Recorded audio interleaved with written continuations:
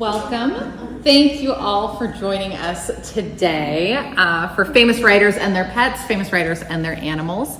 My name is Kathryn Hunt. I am the director of the Lincoln Public Library, but I am here today mostly in my capacity as someone who loves writers and writing, loves animals, and loves sharing that with people in our community. So thank you for joining us. I hope this is a nice, cool room to get out of the heat in our current heat wave. This presentation today is part of our 2024 summer reading program. Our summer reading program is for all ages and does have another week in it. So if you haven't started recording your reading, I highly recommend you head to lincolnca.beanstack.com to do that. You can get points through the next week, which can give you books that are yours forever and ever and ever. But also you can use it as a reading log throughout the entire year. And obviously here at the library, we are big fans of reading. We think that it enhances the lives of everyone in our community, and research shows that that's true.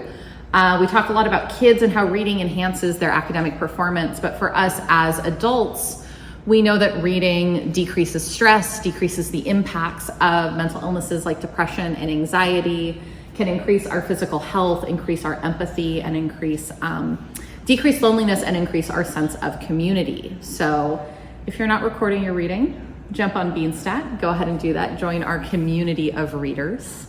And summer reading is supported and funded by our friends at the Lincoln Public Library, a fantastic nonprofit that exists to support and promote the library. So if you'd like to know more about how they support us and how you can support us through them, there is a table in our lobby that has a lot of information about all of the good that they do.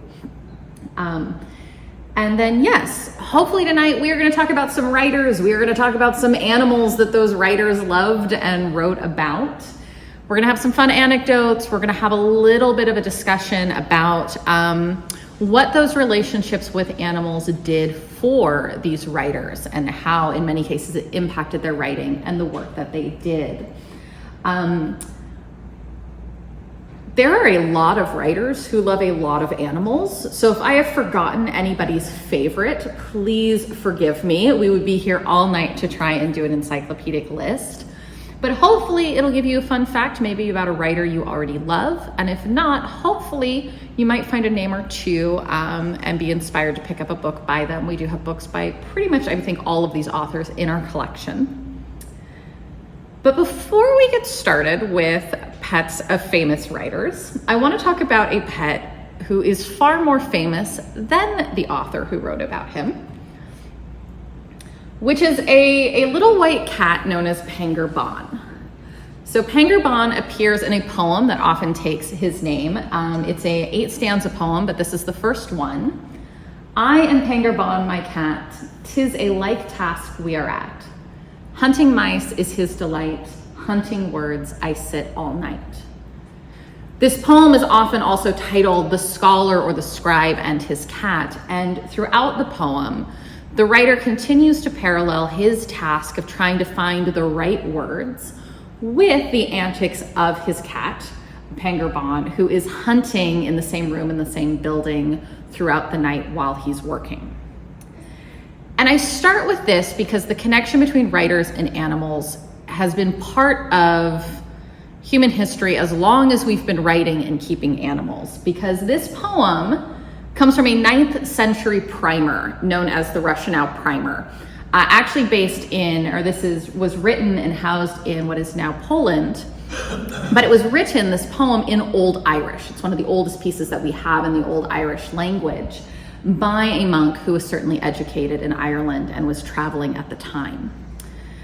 And so we have, from the 9th century, 1200 years ago, we have this writer who is taking the time and the resources to transcribe in the middle of a book that is otherwise full of Latin and Greek texts that were considered very, very fundamental to someone's education, this beautiful little poem about how his pursuits, that are both a joy and a labor, that keep him up all night and that are often very lonely, parallel this experience that his little white cat Penguin has, and that they provide each other companionship. And it's something that we're going to see when we talk about pets and writers is one, writing is often a lonely and isolating occupation. It is something that writers do typically on their own for the actual process of getting words on the page. There's community for editing, there's community when it's shared, but that task of getting what is in their mind onto the page in language is something that typically happens outside of conversation and interaction with other people. But it's certainly something that pets remain companions with and through. But we also see that animals often become inspirations for writing, show up in the writing of these people, or do become windows to kind of contemplate the same themes that we see in literature. We know with animals that we often get to experience the whole range of emotions we might see in a relationship in a much shorter time frame than we do in our human relationships. We get to know them, we get to see them grow up, we get to know what it is like to live with these crazy little creatures that are in our house. And unfortunately, most of them do not live as long as we do. And so we go through that process of grief and loss with them. And that's something that we experience with literature as well. We get to feel and practice all of those emotions in a tighter time frame than our human lives. And we see that those emotions around animals play out in writing as well. So some of the things we'll talk about will be a little bit like that, and some are just really funny anecdotes, because the other great gift we have is writers. Their gift is writing. So they're able to put into words what I think are relatively universal experiences for those of us who spend our time with animals that we love. And to that end, this is actually a 15th century manuscript, but animals have been animals the entire time. So this is a 15th century manuscript. This is a massive manuscript, would have taken many, many years to handwrite. A manuscript of this size could only be made in large cities because of the amount of vellum necessary to make the pages. You needed to have herds of thousands of heads of cattle to be able to afford to make this. And cats were still knocking over inkwells and walking across the middle of it and messing it up in the medieval period. So cats are cats, and we love them. And so do many, many writers. So we're gonna start talking about cats. Who we've got here, we have Mark Twain with an adorable kitten on his shoulder. And then on the other side, we have Ernest Hemingway, whose cat is drinking what I really hope is a water glass on his table. 50-50 shot with Hemingway, whether that's true or not, but we're hoping that it's a water glass. We're gonna start with Ernest Hemingway. Hemingway is a 20th century writer, one of the classics, really revolutionized some of the ways that we talk about prose and language in the 20th century. It was a fan of very pared down language, pared down sentence structure. One of his quotes is that prose is architecture and the Baroque is over. So trying to say very, very much with very little language. Wrote a lot about masculinity, about war, about nature, and what it is to be an individual in the face of these incredible forces like war and nature. And he was also an avid cat lover. One of his first cats' was named Snowball. And Snowball was a polydactyl cat, so he had 6 toes on every paw. Snowball got to sire many kittens and have many descendants, many of which are still living at the Hemingway estate in Key West, Florida. And about half of Snowball's descendants also were polydactyl. It's an uncommon genetic variation, but it does pass down relatively easily. So to that point, common moniker for polydactyl cats is actually Hemingway cats, because they became such a part of kind of Hemingway's estate and his kind of identity as a cat owner. And we have a brief quote here from Hemingway talking about one of the things he admires about cats, their emotional honesty. Those of us who know cats know that they do not hold their feelings back to spare ours. And another, I think, adorable picture of him with this cat at the typewriter. A more contemporary author, also a lover of cats, Haruki Murakami, a Japanese author, works readily available in English, and his works often are extremely surreal. They have this incredible dreamlike quality, and cats feature in them prominently. He's a cat lover, and he puts cats into his work very, very frequently. I do love, in this particular cover for Kafka on the Shore, we have this silhouette of the cat that's also making the profile image of the face. And in an interview, we have a picture here of Murakami with one of his cats. He was being asked how he gained confidence as a young person. And I thought it was very interesting that he said it came from knowing what he loved, and that if you know what you love, you know you can be happy, you can take care of yourself by moving toward it. And for him, those three things were reading, listening to music, and cats. So if you want to try the Murakami recipe for happiness, good book, good music, and at least one cat, probably more. We also have Alice Walker, American author, most famous for writing The Color Purple, which won the Pulitzer Prize, the National Book Award, has been adapted for stage and screen multiple times. And she very notably is a lover of rescue cats. Here we have a bit of a description of her doting on one of her cats, Frida. But she's spoken in interviews multiple times about how much she loves getting rescue cats, and particularly her rescue cats that kind of show the evidence of their harder lives on them. Frida, for example, has some dental damage, a little bit of a snaggle tooth, and talking about how that is in and of itself part of their perfection, that they carry with them, that they can survive and still be sweet and generous companions to us. And so she's had a number of rescue cats and has advocated for rescuing animals in interviews. And we all have Ursula K. Le Guin, who is a fantastic science fiction writer, multiple time winner of the Hugo and Nebula Awards. Also wrote a series for children called Cat Wings, which is about cats with wings, which I at least was obsessed with as a child. Absolutely adored cat wings. And unsurprisingly is a cat lover. These are just a couple great quotes from an interview where she was asked why she loves cats. They're beautiful, funny, self-respecting, and mysterious, and attributing why so many writers love cats because maybe they don't want to have to stop writing and walk the dog.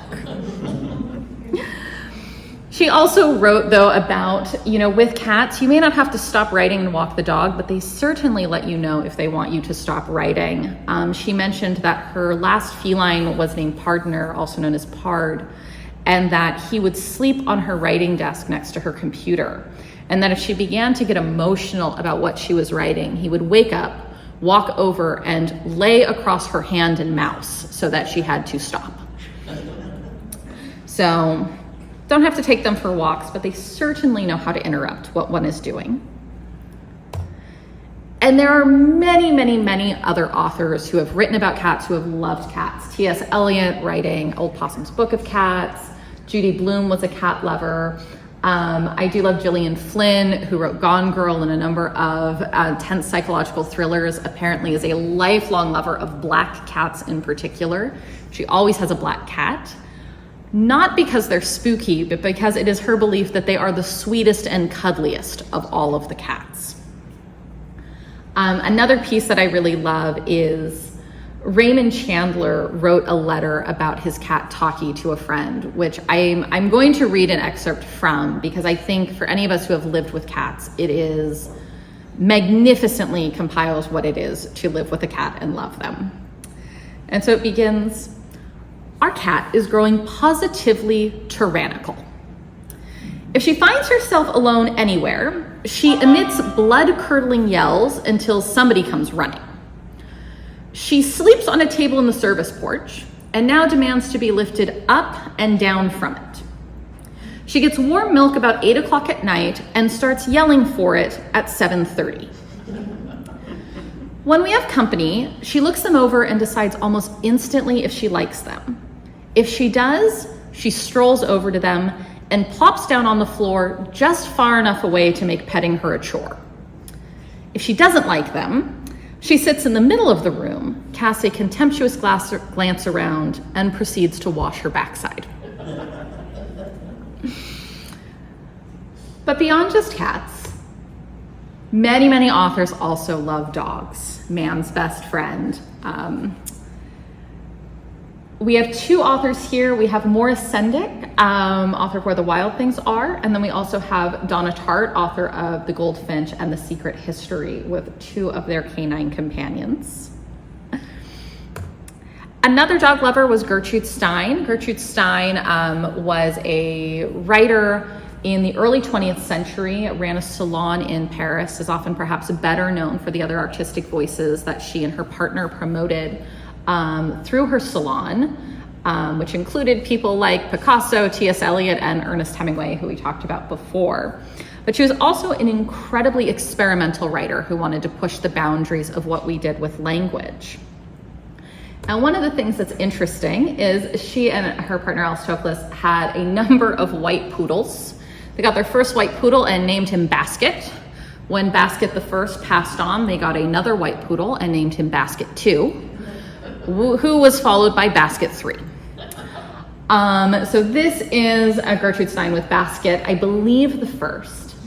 But in one of the writings about her life, one of the anecdotes that's shared is this idea that by listening to Basket drink out of the water bowl and that particular noise helped bring her to this stylistic idea of the different emotionality between sentences and paragraphs that Gertrude Stein would later use to help structure some of her work and kind of push that boundary. So a wonderful companion. There's a lot of adorable photos of them together, but also one of those pieces where living with an animal becomes part of the process of exploring how language and writing works. We also have Sir Arthur Conan Doyle, author of a number of books about everyone's favorite detective, Sherlock Holmes. And perhaps unsurprisingly, he is an avid fan of dogs. And there were a lot of great quotes from Arthur Conan Doyle about dogs, including a number of how dogs reflect their owners and their families.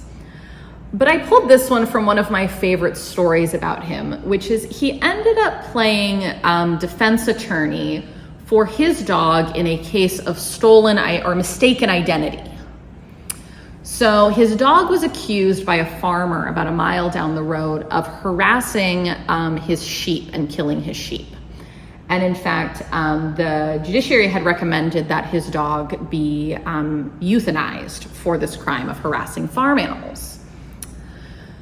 To which Sir Doyle said, absolutely not, that is not my dog, and proceeded to go to court to prove that the farmer's son, who had seen his dog harassing these sheep, possibly saw one of the other numerous collies who lived in the greater area.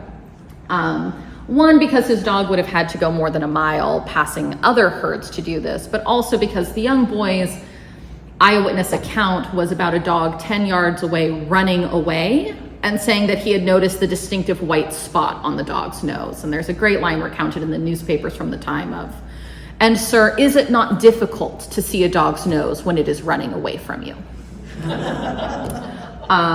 So this is not that collie in this photo. This is another terrier that Arthur Conan Doyle loved and took care of. But he did go to his defense, and I do love that it was in numerous newspapers recounting his victory, defending the honor and safety of his dog. We also have a wonderful poet, Mary Oliver. As you can see, she does have an entire collection of poems, dog songs. Dogs feature prominently in her life and in her writing. If you love dogs and you love poetry, I highly recommend looking through dog songs, but I do recommend having a tissue handy because there are many pieces processing the grief of what it is to love an animal that does not stay with us our entire lives. One of her beloved dogs that shows up regularly in the collection is a dog named Percy. And this is the entirety of one of her poems, which is titled, "I ask Percy how I should live my life." "Love, love, love," says Percy, "and hurry as fast as you can along the shining beach or the rubble or the dust. Then go to sleep. Give up your body heat, your beating heart, then trust."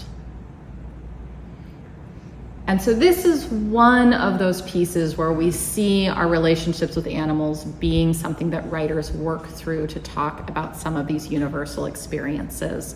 And this idea of looking at our pets to see what they can teach us about what it is to live a good life. And in this case, you know, the lessons that she took from Percy were to love and love and love, and to be full-throated in life, whether you're running toward the beach or the rubble. And then, of course, to let it go, to let things go as they leave us. So this and a number of other ones, as I said, are in that Dog Songs album. And then a relatively local author, John Steinbeck, author of classics like Of Mice and Men and East of Eden, also an avid dog lover, and particularly his dog Charlie, who features with him in Travels with Charlie in Search of America, which is a bit of a travelogue of the US, but with Charlie in tow and his experiences. And in this photo, we can see John Steinbeck with beloved Charlie. And I also just think a great bit of writer humility here, talking about his dogs as his editors and the good taste of his dog that ate his manuscript of Mice and Men. And we have others that love dogs, of course. A fascinating one in this that was shared with me recently was Thomas Harris, who wrote Red Dragon, the various books featuring Hannibal Lecter.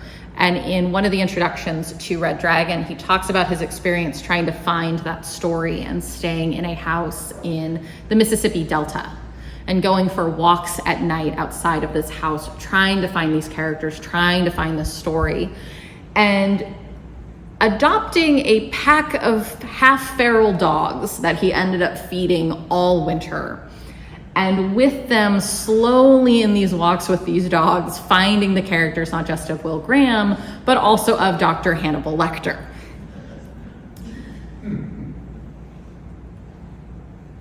But we also have some stranger animals that our writer friends have loved.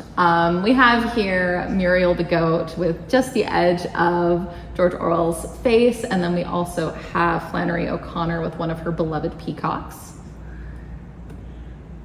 But we'll start with George R.R. Martin, author of the Game of Thrones series and the other books. I should say A Song of Fire and Ice, as the book series is called, adapted into Game of Thrones for HBO, and the variety of other texts in that same universe. And his beloved pets from his childhood that actually were perhaps the testing ground of Game of Thrones and his particular political fantasy is turtles. He discussed growing up in subsidized housing where he was not allowed to have cats or dogs, but having just enough money to be able to go and buy dime store turtles and keep them in a small terrarium with a small plastic castle that he had in there for him. But obviously, very young turtles with limited means to take care of them did not live very long. And so as a young child, started building stories of why they were dying so often, which turned into, as he put it, Turtle Castle, in which they were killing each other off to compete for the throne. And we see those same themes show up in Game of Thrones many years later. We also have George Orwell, British writer in the 20th century, wrote a lot of satirical novels exploring the totalitarian politics that he saw in his time. And his particular unusual beloved pet was Muriel the goat. And Muriel the goat was immortalized in Animal Farm. So he did have a nanny goat pet named Muriel.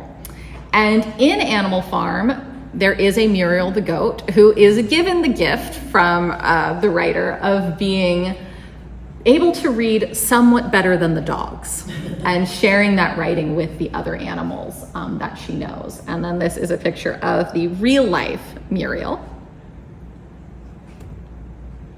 We also have Charles Dickens. You can actually visit Charles Dickens' beloved pet. Charles Dickens, English novelist during the Victorian period, very popular in his life and still widely read today. And he kept a pet raven. His pet raven was named Grip. And like Muriel the goat, Grip was immortalized in Dickens' work, Barnaby Rudge. And this is a line of what Grip the raven loves to yell in the book Barnaby Rudge. The actual living Grip also could talk, had a number of phrases he liked to say. His favorite hobby, though, was biting Charles Dickens' children and coachman to the point where he got banished from the house to the carriage house because he bit the children so many times. At the end of Grip's life, Dickens did love this animal, called for a doctor to come and treat the raven when the raven was getting sickly. And there's a heartfelt letter in which he's explaining Grip's passing, in which he discusses how the doctor came and gave Grip some castor oil. And at that point, he perked up enough to go find the coachman and bite him at about 8 p.m. that evening, but then took a turn again and expired. Dickens paid for an autopsy and necropsy on Grip, and then had Grip preserved with arsenic, taxidermied, and mounted, and kept Grip in his study for the rest of his life. Upon Charles Dickens' passing, Grip was auctioned off with many of his other belongings and is currently owned by the Philadelphia Free Museum and is Philadelphia Free Library, and is on display in their rare book room in their central branch. So if you would ever like to visit Grip the Raven, that is where he lives today. This is a picture of him after being taxidermied. But Grip actually got to live twice in literature, we think. At one point, Charles Dickens came and visited America and met with Edgar Allan Poe. And this was post the publication of Barnaby Rudge. And at a certain point, Dickens showed Poe, according to transcriptions of this event being recounted close to the time, a photo of his children and Grip. And Poe was apparently incredibly excited that Grip was a real animal, that he was not just this fictional character, and asked all kinds of questions of what it was like to live with this raven and what Grip was like and all of these things. And about 2 years after that encounter, Edgar Allan Poe published the poem, The Raven. And literary historians generally believe that the raven in that story was influenced and inspired by Grip and Grip's history with Charles Dickens and what it was to live with a raven in a study, because that is where, until he got banished to the carriage house, he spent much of his time with Mr. Dickens. Not the only bird lover, though. Flannery O'Connor was also a bird lover. Flannery O'Connor, fantastic American author, writes truly brilliant short stories, particularly about kind of Southern experience and Southern Gothic. But before Flannery O'Connor was famous as a novelist, she was famous for being the owner of a particularly peculiar bird. And we're going to see if this will come up and play for me. So this is an actual newsreel from 1932, in which a British news company came and filmed this reel of Flannery O'Connor. She's named as Mary O'Connor in the video, and her very, very special bird.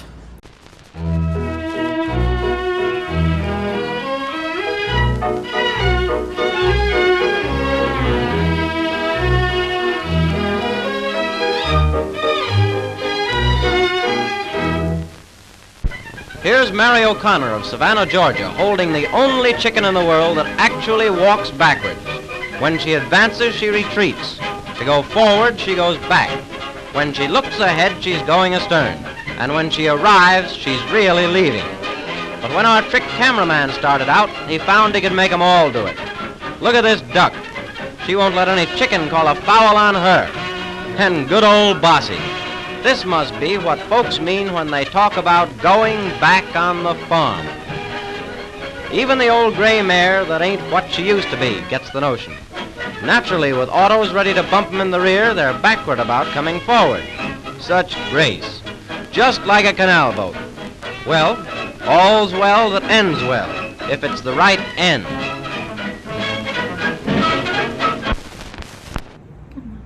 So, the second round of animals in there from the duck forward were all actually walking forwards, and it was a trick of film to run it backwards. Because of that, many people thought that Flannery O'Connor's chicken was also a camera trick, but it was not.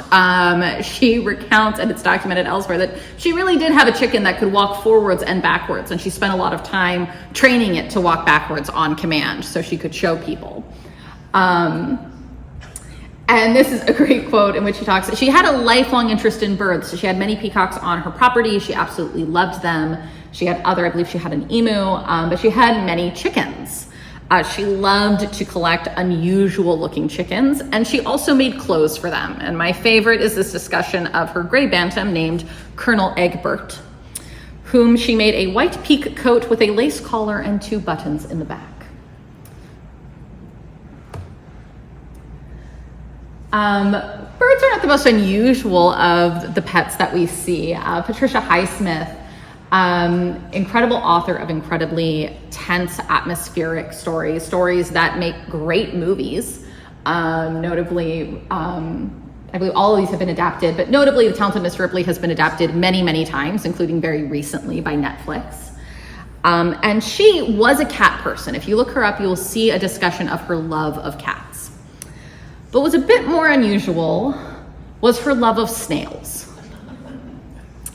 She had a garden, she collected snails. So she had a garden full of snails, but these were not just garden snails. She would go and she would purchase them as well. She had a collection, I guess you might say, of about 300 snails in her garden.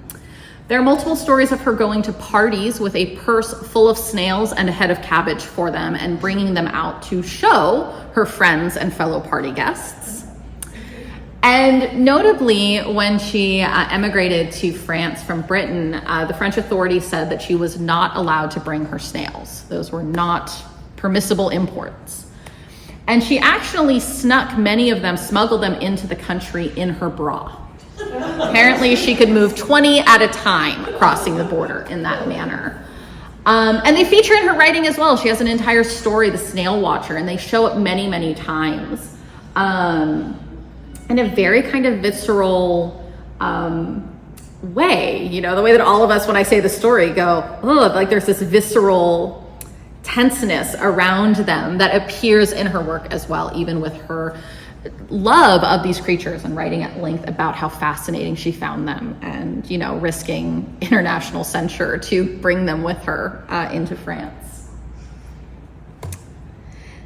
And we have one of my favorite stories, which is Lord Byron, romantic poet, famously mad, bad, and dangerous to know. And Lord Byron was also a lover of dogs, absolutely loved dogs. And when he went to university at Cambridge, he had a beloved dog that he wanted to bring with him. However, Cambridge had a rule on the books that you were not allowed to bring dogs and have them stay with you in your residence.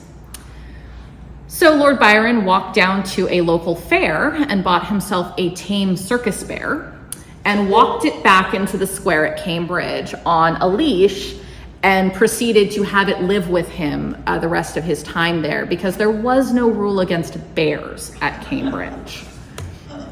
And to give you an idea of the attitude of Lord Byron, this is a great quote that actually Cambridge University has on their website about this story. That when they asked what the college should do with his bear, his reply was, he should sit for a fellowship.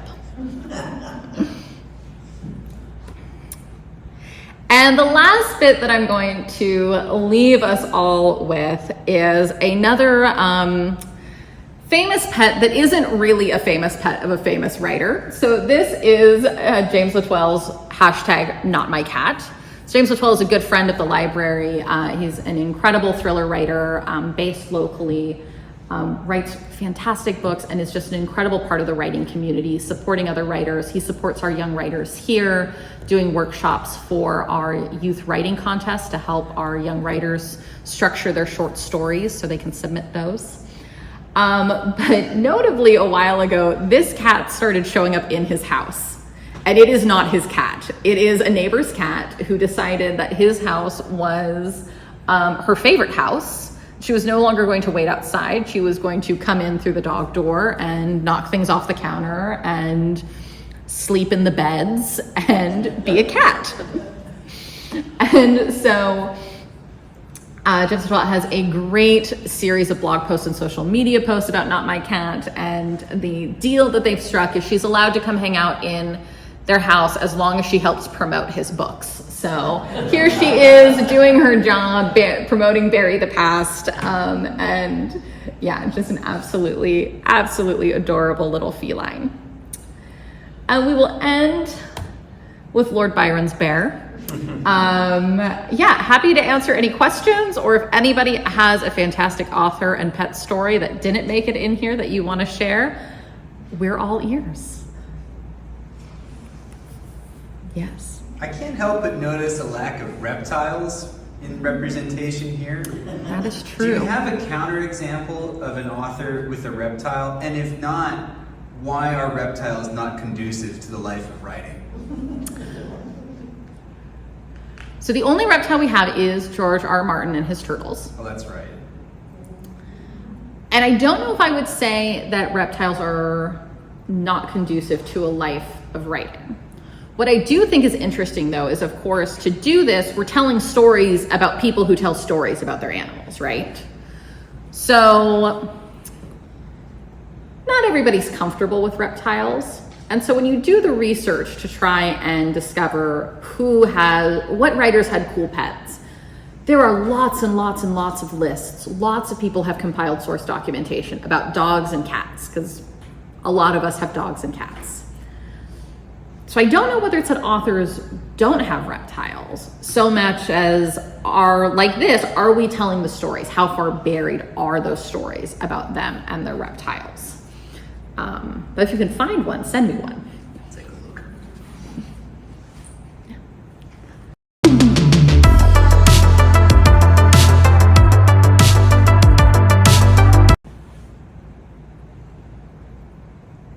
Oh, brilliant. Well, thank you all so much for coming. I hope you found at least